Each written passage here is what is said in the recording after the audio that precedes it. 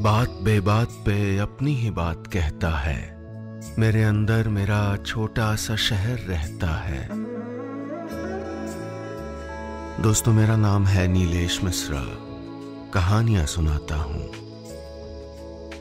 मैं लेकर आया हूं यादों का idiot box with Nilesh Mishra season 5, सिर्फ बिग एफएम पर।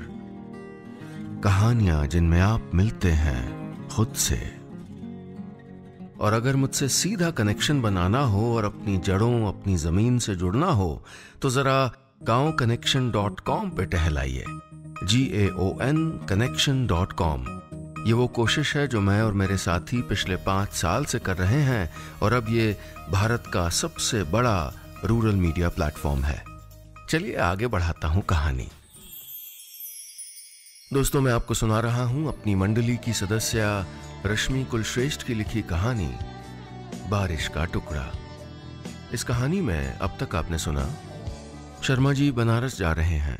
पेड़ गिरने से रास्ता रुक गया है और वहां उनकी मुलाकात उनकी बेटी सांची से होती है। सांची ने उनकी मर्जी के खिलाफ शादी की थी, इस वजह से वो बहुत नाराज हैं। क्या अब कुछ बदलेगा या रिश्ता और टूट जाएगा? सुनते हैं आगे। बारिश फिर होने लगी। तेज हवा से बूंदें अलग अलग ओर बह रही थीं। वक्त भी इसी तेज हवा सा होता है और हम बूंद से।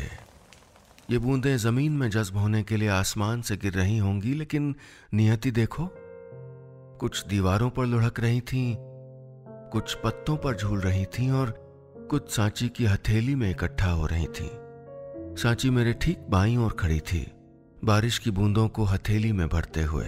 मैं उसकी हथेली निहारने लगा। वो सिकुड़कर छोटी होती दिखने लगी, बचपन जितनी। वो जब छोटी थी तो ऐसी बारिशों को हथेली में भरकर मुझ पर उछाल देती थी। मैं झूठ मूठ का रूठता और वो हंस देती। रूठा तो मैं अब भी था, लेकिन सचमुच का। माँ कैसे हैं पापा? ये पूछते हुए उसने पानी जमीन पर गिरा दिया। मैं कुछ देर चुप रहा। जवाब का इंतजार करते करते उसका चेहरा उदासी ओढ़ने लगा। तकलीफ की लकीरें माथे पर गहरी होने लगीं। मैंने उसके चेहरे से निगाहें उखाड़ते हुए कहा, ठीक है वो एकदम, she is fit and fine. इस फिट एंड फाइन पर मैंने थोड़ा जोर दिया। झूठे खोखले शब्दों पर आवाज का जोर बढ़ाने से वो सच जैसे सुनाई देते हैं, ऐसा लगता था मुझे। वो मुस्कुरा रही थी, जैसे जानती हो कि मैंने संजना की गठिया की बीमारी, सरदर्द की तकलीफ छुपा ली है, और वो जानती हो कि उसकी माँ कितनी ठीक है और कितनी बीमार। और आप कैसे हैं? उसने फिर पूछा। मैं शब्द खोजने लगा। मैं भी एब्सोल्युटली फाइन, इवन फैंटास्टिक, मैंने कहा। वो मुझे गौर से देखने लगी, शायद उस झूठ को पढ़ने लगी जो मेरी उंगलियों की थरथराहट, मेरी कंपकपाती हुई कनपटी बता रही थी। बारिश हल्की होने लगी थी। धीरे धीरे लोग लौटने लगे। हम भी चल दिए। पाँव की छप छप में खनकती चूड़ियां शामिल थीं। लौटने वाले रास्ते ज्यादा रपटीले हो गए थे। मुझे पार करके सांची आगे हो गई। पापा इधर से आना, उधर गड्ढा है। टॉर्च की रोशनी जमीन पर मारकर उसने हाथ बढ़ाते हुए कहा। उम्र के दास्ताने पहने मेरे हाथ मैंने उसकी ओर बढ़ा दिए। वो मुस्कुरा दी।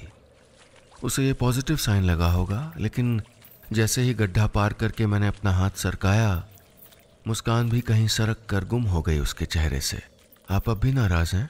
उसने धीमी आवाज में पूछा। अब भी? मैं बुदबुदाया। इतना आसान है ये सब? पिता को क्या तकलीफ होती है तुम नहीं जानती बेटा। मेरी आवाज में पूरा 1.25 साल का दर्द था।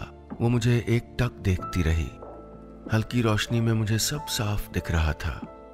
दांतों में भिजे उसके होंठ, गले का उतार चढ़ाव, डबडबाई आंखें। हाँ, मैं नहीं जानती एक पिता का दर्द, लेकिन पिता को खोने का दर्द वो तो जानते हैं ना आप पापा।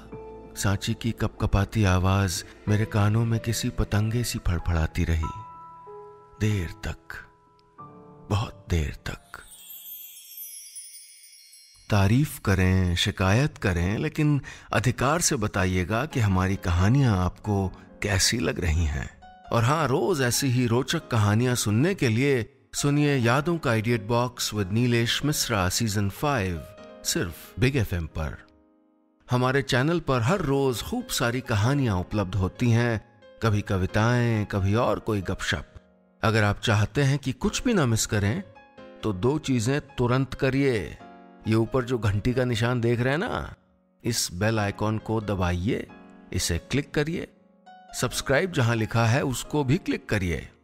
चलिए मिलते हैं बहुत जल्दी नई कहानी के साथ। सुनते रहिएगा यादों का idiot box with Nilesh Mishra season 5, सिर्फ बिग FM पर।